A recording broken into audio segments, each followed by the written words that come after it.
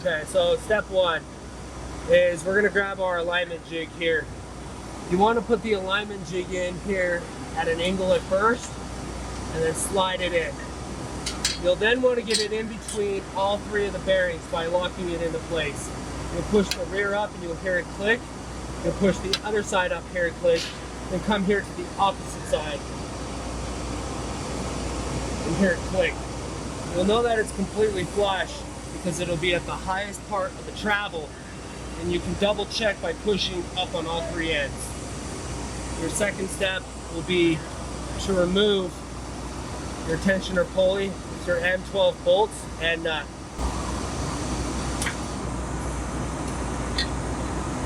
Your third step will be to pull the timing here on the rear crank throw all the way to the reversed position. This allows us to pull back the timing. When you adjust the tension on the belt, timing will then advance. On the rear part of this crank throw, we want to ensure that it's in the middle of both of these slots in order to have perfect timing with the stacker head. Too far of advanced timing will allow the stacker head to basically go into a wave motion. Too far back into the timing will allow it to basically sag the rear end. If we have perfect level of our timing, the stacker will pick up in an exactly even motion. Now to do this, we want to pull the belt forward a bit, make sure that it's not caught up. Then you want to pull down on the belt. This allows the rear crank throw to be in the middle part of the position. You want to keep tension here. Losing tension will allow us not to keep timing. You then want to put on your tension pulley here.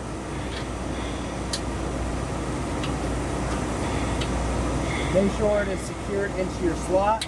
Apply pressure down here with your pulley.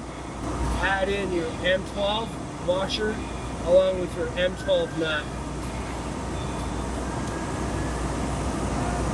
Grab your 3/8 impact with the 19. Add timing. Here we can clearly see that the timing is good, but our belt tension is too loose. You then want to add in a flathead here, loosen up, and you can see automatically right there that tension the belt properly. More than a 1/4 inch slack is too loose. We don't want to have the belt too tight in order for it to break while it's going in stack and pick up position. Now that we've gotten to this point, we need to leave the alignment jig in place. The reason this is because we want to keep the position here of the rear crank throw in the position where it is secured. You're then going to start by tightening down your first top bolt. This is easily accessible by two 13mm wrenches. You want to make sure that this is adequately tightened because of the fast motion with the stacker head. You will tighten down your first bolt. Your second sequence will then move down here to the second part of your bolt. You will then tighten down the second bolt, keeping the alignment jig into place. Once you know that the top bolt and the bottom bolt are secure, you can then now drop down your alignment jig. Push down on all three corners here. You want to move this out of the way. In order to tighten down the third bolt, if the alignment jig is in, you will not be allowed to tighten down this third back bolt because of the alignment jig being in the way. Rest assured, once you have the top and bottom bolt secure, that is enough placement in order to remove the alignment jig, not to lose timing, in order to be able to assess the third bolt and tighten it down as well.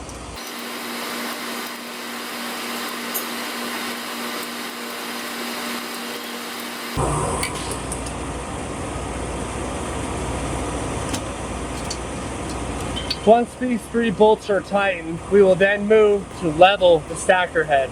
This is the next process in order to make sure that this is level with the frame to get proper pickup. So now with the machine level, what we're going to be doing is we're going to be leveling out the stacker head. This is crucial in order for us to get true position here with our front bearings and our rear bearing with the dingle arm. You can clearly see that the level here is tilting a little bit more towards the front. What we're going to do is make sure that we lift the stacker head up in order for the bubble here to be completely current at the level of where the frame is. In order to ensure that you know that this is level, check your level here onto the stacker head.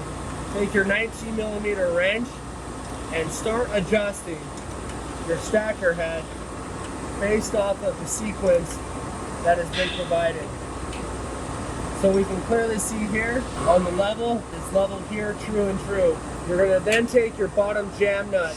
Once you have secured and you know that the dingle arm is at the highest point of travel or the lowest and it's level here, you're then going to tighten the bottom part of this jam nut to the nylock nut here at the top.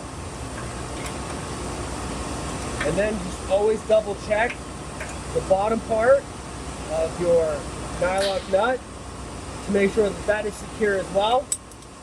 Once this sequence is over, we then will mark all 3 of these dingle arm bolts, crank throw bolts, and then we're also going to mark this dingle arm bolt in order to ensure that none of this process is moved while tightening down this process. This is the last part of our process. This is the stiffener in order to make sure that the dingle arm is not moved side to side.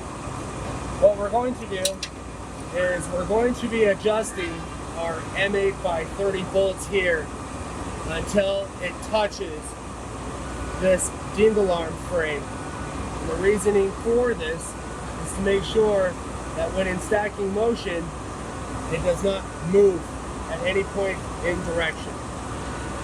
Now, in judgment, you want to make sure that both of these bolts are tightened at the exact same rate. Failure to do so will then turn the dingle arm sideways.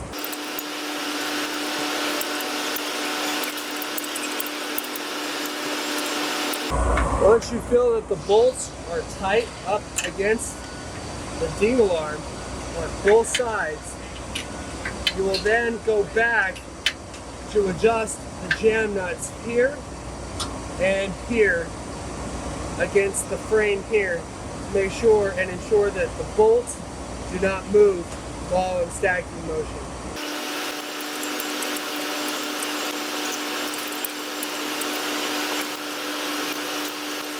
From here, and tighten down your first jam nut.